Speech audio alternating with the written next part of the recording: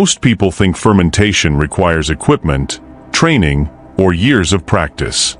It doesn't. Some of the most effective gut-friendly drinks in human history were made by people with nothing but a jar, water, and patience. In the labs. No special tools.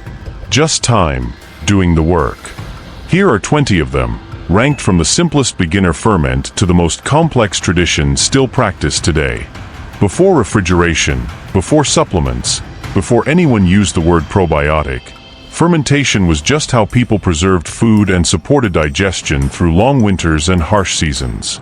Every culture on Earth developed its own version, often without ever knowing what the others were doing on the opposite side of the planet. And yet, the underlying idea kept showing up again and again. Let a natural culture transform a simple liquid, and something genuinely useful comes out the other side. None of these will fix anything overnight. But used consistently, fermented drinks have long been associated with better digestion, more diverse gut bacteria, and easier absorption of nutrients from food. Let's start at 20. Number 20. Switchel.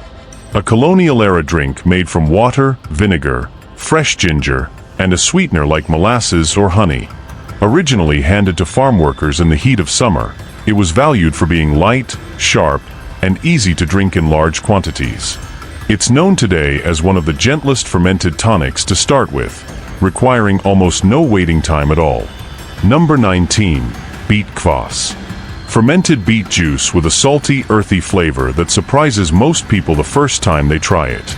Traditional across Eastern Europe, it's often sipped in small amounts before meals, valued as a simple liver-supporting tonic passed down through generations of home cooks. Number 18. Rediscovered. Made from sprouted grains, usually wheat or quinoa, soaked and left to ferment in water for a few days. It's mild, slightly tangy, and not always drunk on its own. Many households use it as a starter culture to kickstart other ferments, almost like a fermentation building block. Number 17. Ginger bug soda. A wild fermented soda starter made from nothing more than grated ginger, sugar, and water, fed daily until it becomes active and bubbly. Once alive, that culture can flavor almost any homemade soda naturally, completely replacing store-bought carbonation. Number 16. Tepache. A Mexican fermented pineapple drink, made using the rind and core that most people throw straight into the trash. Combined with water, sugar, and spices like cinnamon, it turns lightly sweet and slightly fizzy in as little as 2 or 3 days, making it one of the fastest entries on this list. Number 15. Sima. A Finnish lemon-based fermented drink traditionally made each spring for seasonal celebrations. Light, citrusy, and naturally carbonated, it's often ready within just a day or two, making it one of the quickest ferments anyone could attempt at home. Number 14. Boza.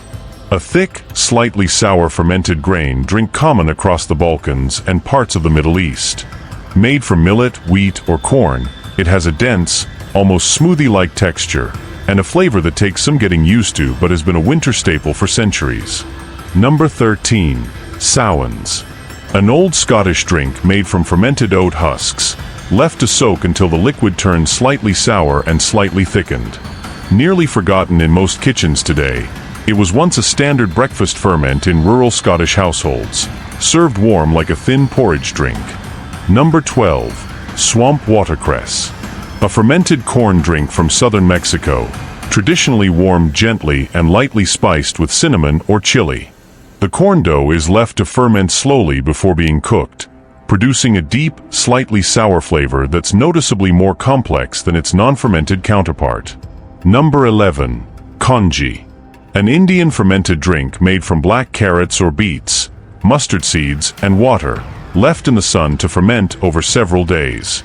Sharp, tangy, and traditionally consumed in small glasses after heavy meals, it's long been used to ease digestion during festival seasons. Number 10. Amazake.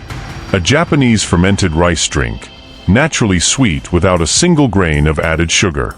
The sweetness comes entirely from rice stars broken down by koji culture. Often served warm in winter, it's surprisingly simple to make at home with just rice, water, and koji spores. Number 9. June tea, sometimes called the champagne of kombucha. Brewed with green tea and raw honey instead of black tea and white sugar, it produces a lighter, more delicate result, with a flavor that's noticeably softer and less acidic than standard kombucha. Number 8. Tibicos, also known as water kefir. Small, translucent cellulose grains that ferment sugar water into a lightly fizzy, mildly sweet drink. Completely dairy-free, fast to brew, and one of the easiest crops to maintain long-term, since the grains simply multiply with regular feeding. Number 7. Chicha, a fermented corn drink with deep roots across the Andes, going back thousands of years. Traditionally started through chewing or malting the corn to begin fermentation naturally, before being left to develop in large clay vessels for days or even weeks. Number 6. Kishk-based drinks, a fermented wheat and yogurt mixture from the Levant, traditionally dried into hard chunks for long-term storage and later reconstituted with water into a tangy, savory drink. A practical solution from a time before refrigeration existed at all. Number 5. Sauerkraut brine, the liquid left over from fermenting cabbage, often poured straight down the drain without a second thought. Traditionally, that brine was sipped on its own, sharp and salty, as a quick digestive starter before meals in many Central and Eastern European households. Number 4. Milk kefir, a tangy, slightly fizzy fermented milk drink made using kefir grains, a complex culture containing a wide variety of bacterial and yeast strains working together. It's one of the most studied fermented drinks for its microbial diversity, and one of the easiest to keep going indefinitely with daily feeding. Number 3. Kombucha, fermented sweet tea, now familiar in grocery stores almost everywhere, but still rooted in a method that's over 2,000 years old.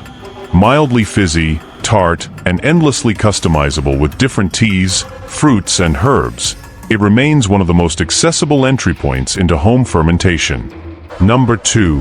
Kvass, a traditional Slavic drink made from fermented rye bread or grain, slightly sour and slightly sweet at the same time. Historically, it wasn't treated as a specialty drink at all. It was simply what families made and drank daily, often using bread that would otherwise go to waste. Number 1.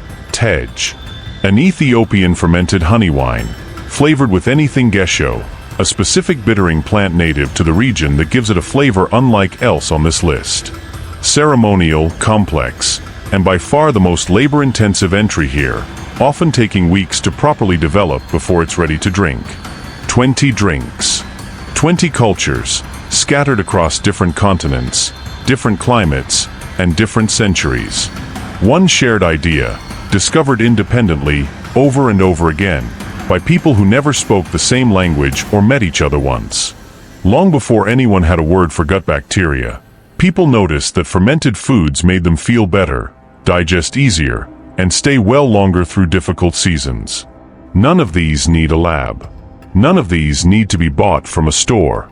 A jar, some water, a little patience, and a tradition that's already thousands of years in the making, quietly continuing in a kitchen today.